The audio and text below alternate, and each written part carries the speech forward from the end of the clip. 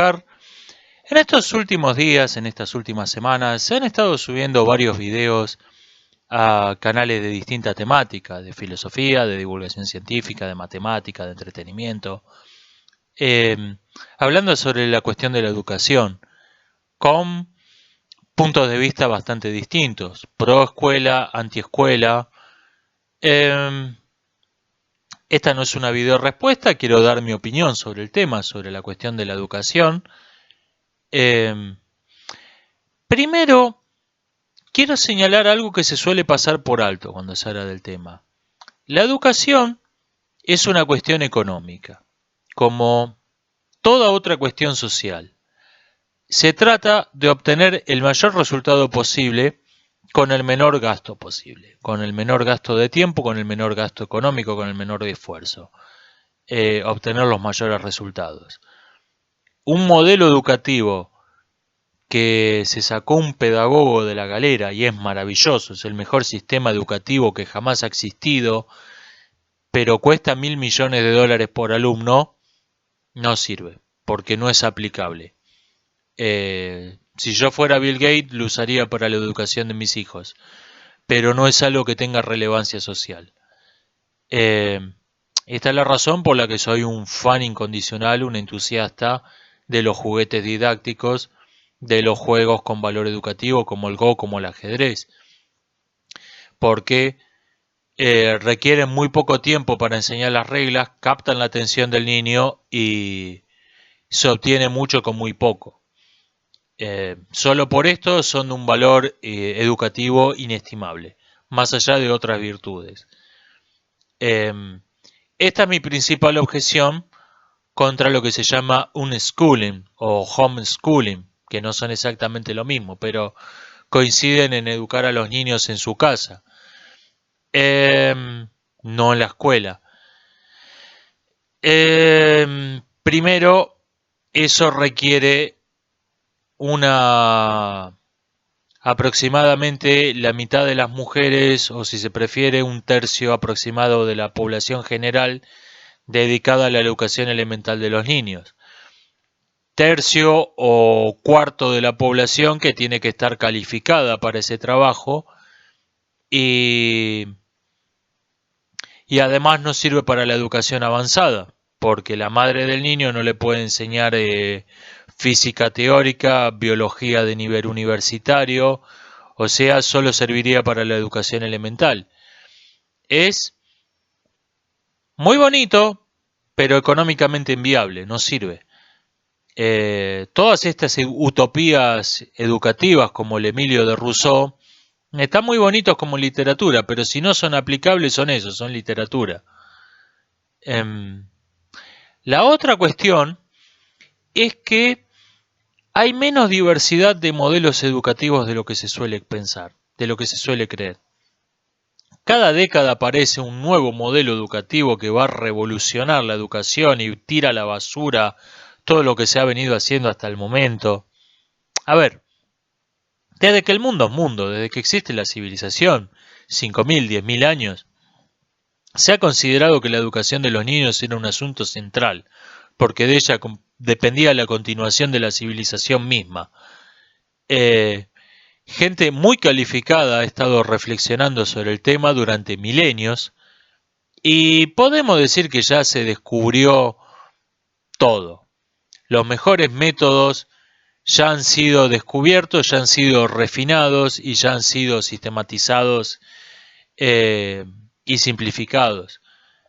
Lo que quedan es la adaptación a las circunstancias particulares, lo que queda es el cambio de nombre, lo que queda es el barniz superficial. Básicamente hay tres modelos educativos que son irreductibles unos a otros porque no buscan el mismo fin. Esta es la diferencia esencial. Pueden cada uno tomar ideas de los otros, pero como no buscan el mismo fin, no pueden fusionarse en uno solo. Y creo que estas son la versión definitiva de la educación. No hay lugar para grandes cambios, se pueden pulir detalles, pero Ya está, son estos tres métodos, ya está cerrado el tema. Estos tres métodos son la educación para esclavos, la educación para aristócratas y la educación para hombres libres, interpretando hombre en el sentido amplio de la palabra, sin especificar un sexo en particular. Cada uno de estos tres modelos tiene su propio fin y cada uno ha definido y perfeccionado los métodos propios más eficientes. La educación para esclavos es esencialmente una educación técnica y se basa en el método del premio y el castigo. Se trata de entrenar a la persona para resolver problemas prácticos, no busca formar una persona y por eso no incluye historia, no incluye humanidades, no incluye arte. La educación moral se reduce a las reglas de cortesía y a la obediencia a las autoridades. También suele incorporar el adoctrinamiento ideológico en la visión del mundo de sus amos, sean las corporaciones, sea el Estado, sea una persona de carne y hueso. Este factor, el adoctrinamiento, ha crecido en importancia desde que los esclavos votan. No se hace demasiado hincapié en el deporte, pero sí en el ejercicio, en mantener a este instrumento funcionando de modo eficiente, como se aceita una máquina. Entonces se adoctrina a no beber alcohol, a no fumar, a ejercitarse. Y el sistema del premios y castigo es el mejor para lograr que una persona haga lo que se quiera que haga, lo que se desea que haga, sin preocuparse por sus motivaciones, que esto es lo que no le importa al sistema. Esto es lo que los antiguos llamaban educación para los esclavos y ahora se llama el modelo finlandés. Y figura en todos los países donde la educación para los esclavos es lo principal, como en Finlandia, país que prácticamente es propiedad privada de la corporación Nokia. Figuran en los tops de los rankings de eficiencia educativa por la sencilla razón de que no tienen otro criterio que la eficiencia. No buscan formar personas, buscan formar instrumentos. El sistema educativo es una máquina que forma máquinas para operar máquinas.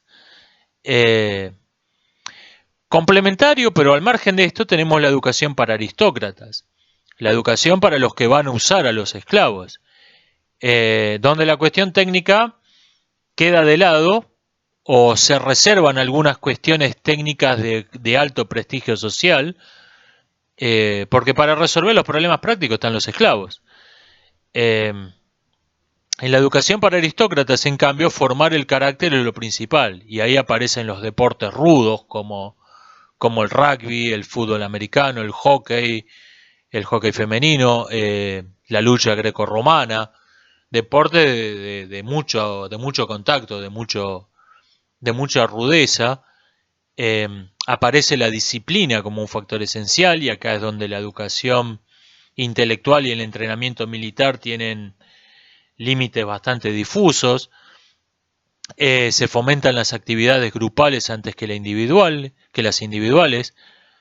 Hay un arte esencialmente religioso, se educa para el arte, pero siempre unido a la religión. Se canta en el coro, se pintan imágenes tomadas de la Biblia o de cualquier otro libro religioso, más o menos con una mentalidad parecida a la de los guardias de la prisión que engrillan a un preso peligroso a uno con buena conducta para que éste haga las veces de guardia involuntario. En esta educación para aristócratas se ha engrillado el arte de la religión. Se enseñan ciencia y filosofía, pero son una ciencia y una filosofía esencialmente dogmáticas y autoritarias en el sentido de basados en el criterio de autoridad. Lo dice fulano, por lo tanto es cierto. Porque se desea que esta casta tenga una visión del mundo, que tenga una visión bastante realista del mundo, pero no que tenga una visión demasiado propia. Se busca matar lo individual, porque el aristócrata no pertenece a una casta de esclavos, pero es un esclavo de su casta. Entonces, lo individual gusta tan poco como en la educación para los esclavos. De ahí vemos elementos que se repiten, como el uniforme, aunque tengan distinta finalidad. En la educación para esclavos, representada en nuestro tiempo por la educación estatal, el uniforme busca deshumanizar, busca cosificar. Es un delantal, es un instrumento casi de higiene. Mientras que en la educación para aristócratas, representada en nuestro tiempo por los colegios privados, el uniforme busca desindividualizar y hacer sentir a la persona orgullosa, pero orgullosa en tanto que es igual a todo el resto, orgullosa en tanto que lleva un uniforme. Yo soy uno más de este grupo excelente, como individuo no soy nada, y ahí es donde se elogia el sacrificio del individuo.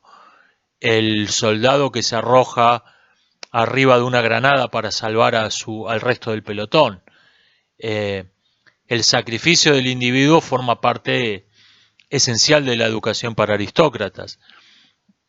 Este sistema tiene que formar el carácter, pero también tiene que formar al individuo para adaptarse a comportamientos esencialmente inmorales, porque si se vuelve demasiado moralista, se va a terminar dando cuenta de las injusticias esenciales al régimen. Entonces, aparecen las orgías, las sociedades secretas, que hipócritamente se pretende que no son parte de la educación. O sea que el grupo de aristócratas que salga el sábado de la noche a emborracharse, a manejar exceso de velocidad, a cometer delitos sexuales, a cometer actos de vandalismo, se finge hipócritamente que eso es algo ¿qué hace esta juventud perdida? Que no forma parte de la educación. Cuando lo cierto es que es tanto o más necesario para sostener un régimen político basado en la injusticia como lo que se hace en la escuela. Esa educación de las sociedades secretas, esa educación de las pandillas. Y finalmente tenemos la educación para el hombre libre, que por su misma esencia tiende a ser lo que hoy se llama unschooling, tiende a estar fuera de las escuelas, a no estar institucionalizada, y se encuentran con la paradoja de cómo educar a una persona para ser libre. Y esta paradoja ya ha sido resuelta. Los que la han pensado se han dado cuenta de que si se desea que una persona no se someta a su casta ni a otra casta, necesita someterse a la realidad. Entonces, todo aquello donde 2 y 2 sean 4 es bienvenidos. Las matemáticas, la verdadera ciencia, la verdadera filosofía, el verdadero arte, los juegos de estrategia como el Go, el ajedrez, la retórica, la gramática, la dialéctica. Se busca que el individuo se someta a la realidad para no someterse a nadie. Y esta educación para hombres libres es un fantasma que recorre la historia de la pedagogía. Aparece a veces mezclada con la educación para aristócratas, muy especialmente con la educación de los príncipes, porque el príncipe necesita ser, por la misma naturaleza del sistema, necesita ser un individuo. Es un aristócrata, pero tiene que verse a sí mismo como alguien que está por encima de la aristocracia. No puede ser un aristócrata más. Se practican los deportes individuales, como el atletismo, donde se compite contra el tiempo y el espacio. Es un deporte que se puede practicar solo, no se compite contra el otro. Y básicamente estos son los 3 modelos educativos. Y francamente, está todo dicho. Lo único que hace toda sociedad es ver qué quiere hacer con un niño, tomarlo y aplicarle la receta que ya existe para eso. No No hay nada nuevo bajo el sol.